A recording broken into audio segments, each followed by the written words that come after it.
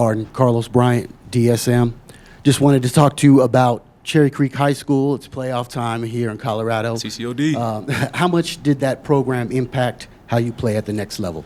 I feel like from a Brotherhood standpoint, I feel like it helped me understand just the team sport aspect of football, and I feel like as close as we got through those 4 years, all the guys that came through, and just some of the legendary coaching. One, of course, Coach Logan, and then two, like some of the legendary players that's playing, of course. So I feel like from that aspect of just Brotherhood and having a system, developing that from here or even when I was at Missouri, like just continue to bring that along with me. I feel like that helped me in my success in college. Or scoop and score. What did you see, and why did people pause on the field and no one went for the ball other than the Buffs defense? Honestly, from my standpoint, I was looking to finish, of course, but I honestly thought it was a QB hit. I couldn't tell. I think my teammates felt the same way, but after looking at the replay, of course, it ended up being a strip sack. But like I said, from my standpoint, I thought I had just hit the quarterback. But I'm glad Charlotte was able to scoop and score when we sealed the game. So, Hey, what's up, Arden? We've seen you, be vocal, trying to recruit the program and stuff like that. Just why did you assume that role, and what could players expect when they come here to play for Colorado? Like I said, just from a Brotherhood standpoint and building a system, like I said, we want to be successful and continue the success we're having. So I feel like the guys that are around the country that are having good success, or some of these like high-rated guys, or they have some talent, like I feel like they should showcase it here. And obviously, this is a big platform, big stage. Like this is the things that kids want. So like I said, why not? Hey, Arden. Brian Howell, Bola Daily Camera. Talked to you when you first transferred here, and you were so excited to come back and be in your hometown and your dad's team and all that. How much does it mean to you that you're making plays and making an impact on this team this year? Like I said before, it's an honor. I said I'm one of the legacy buffs on this team, so I look at it a different way. Like with me wearing the CU emblem on my helmet and on my jersey, like I feel just knowing the history and just how much it means to the people before me. Like I take pride in what I do. So every time I step on the field, it's just like gotta make a difference. So. How much dad's barbecue you get? Oh, all the time. That's like every Sunday almost. So. Hey, Arden, Pat Graham, Associated Press. 7 sacks against Texas Tech, I think 29 this year.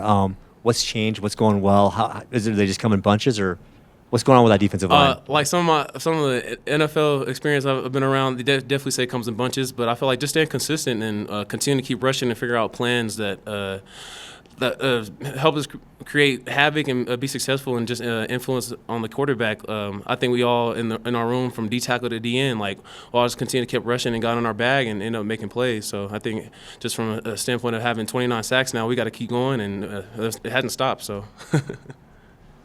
Hi, Arden. Adam Oster, Tiger 24/7 Sports. Just kind of building off Brian's question there about you being a legacy buff. Your dad was obviously one of the H boys. I'm curious, just how many stories did you hear about he and his time at CU growing up? I've been hearing those stories since I've probably been about I'll say probably like 3, 4, like early I can remember. So of course, all the fun times, even off the field. Like I said, seeing the brotherhood that they have, like I was saying earlier, I appreciate that aspect of just college sports and college football, because like those connections, I feel like just it went a long way. They're 30, 40 years in, and they're still friends to this day. So. But like, there's so many stories, and I've heard everything you could possibly think of on the field, off the field. So. Hey, Arden, Trent Finnegan, Sco Buff Sports. Kind of building off Pat's question. You guys have 3 straight road games with 5 or more sacks. What is it about those hostile environments, especially Texas Tech, which is super hostile, that fires you guys up as a defense? I feel like at this time of the season, it's more like it's a playoff environment. So that's our goal, to get to the college football playoffs. And you think about it, we're away from home. We'll be playing on national TV. So these are times where everything's just like magnified, I guess you could say. So I feel like during the week in practice, we kind of look at it from an aspect of make sure we're just intent with our details and stuff like that. So when we do go on these hostile environments and on the road, like we know, like we're calm, cool, and collective, to be honest. So. Hey, Arden, Troy Finnegan, CU Sports Report. Kind of building off that, what was it like in your room at the beginning of the season when you guys weren't getting those results? Were you guys encouraged? Did you feel like you were right there, or did you feel like you guys had a long way to go and now you've gotten there? I feel like we just continue to stay consistent. We all kept encouraging each other, just trying to figure out moves that work for each individual, because I said, honestly, each person in my room, no matter D tackle or DN, we all different rushers. We all have different moves, different bags, and we're different body types and stuff like that. So we just figure out what works for us, and then we get into the game, or we have a certain a scheme or system that we're like inputting during the week, I feel like we just continue to keep working on it, and like I said, we see where we got from there. So like by this time in the season, it's now like we're okay. We know we want, and we know we need to get, and what moves we need to work. So I feel like it's just been working in our favor. Hey, Arden. Jack Carlo with Buffalo's Wire. Working with Coach Livingston, obviously a guy who has his roots, coaching the secondary, but how has he helped this defensive line find some success this year? In a way, I feel like how we're attacking in our system, it creates a lot of havoc in the backfield, or how we get into the quarterback. I feel like Coach Livingston lets our D-line coaches do their thing and kind of coach. So I feel like we just going with the system and playing within the framework of the defense. So. What's good, Arden? Scott Proctor, DMVR.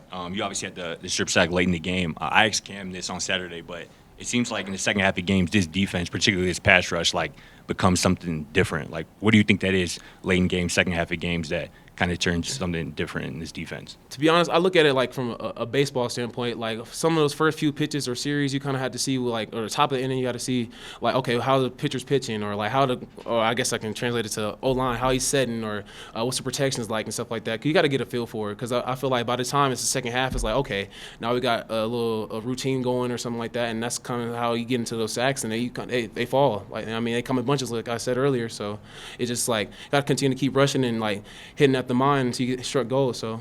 Two more questions. Okay. Hey, Arden. Coach Hilo was added to the staff late in the process. I've seen some clips of him breaking things down. What impact has he had, and how much contact do you guys have with him at all? He's a very smart guy. Like I said, I think we all took heed to just how he's been coaching and just motivating the guys all, like, no matter what position it is. And I think everybody's just been listening to ear and just trying to figure out what works and how we can be successful on the field, to be honest. So I said everybody been locked in, to be honest. That's how I look at it. Taj Brooks averaged 4.4 yards per game. He kind of got going in the fourth quarter, but up until then, through three quarters, you guys really did a really good job stopping him. Kind of week by week, what goes into the game plan around guys like that, specific running backs, and stopping the run overall? I mean, it's a red letter, honestly. We're looking at it as, I mean, he's an impact player, and he's a pretty good player, and he ended up getting the record for the school. But we also honed in on during practice to make sure we find him, and or at least who was scouting for him. But like I said, we found the guy, and I feel like we did that and translated over to the game. So for the most part, we did our job. But like I said, we got to continue to keep doing that no matter who we play. So.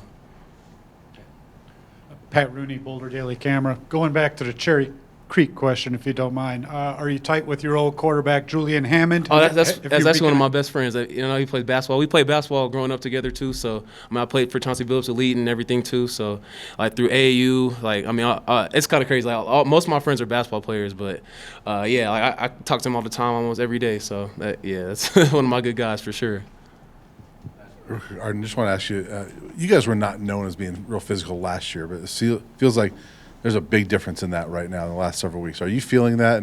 And if so, where do you think that's coming from, that you guys are just being a more physical, aggressive team? Honestly, our three coaches has just emphasized on us just being physical and playing fast. So I feel like the guys throughout the weeks, we just continue to play hard, and actually it's been paying off. That's really what it is. But I feel like we're still climbing up the mountain, and we want to get to the top. So like I said, we just got to continue to stay consistent with playing hard and playing fast. So playing physical, like, it separates us. So I mean, obviously coming from the SEC, I know what it takes. So that's actually some physical ball, like it has Will, like different. So for sure.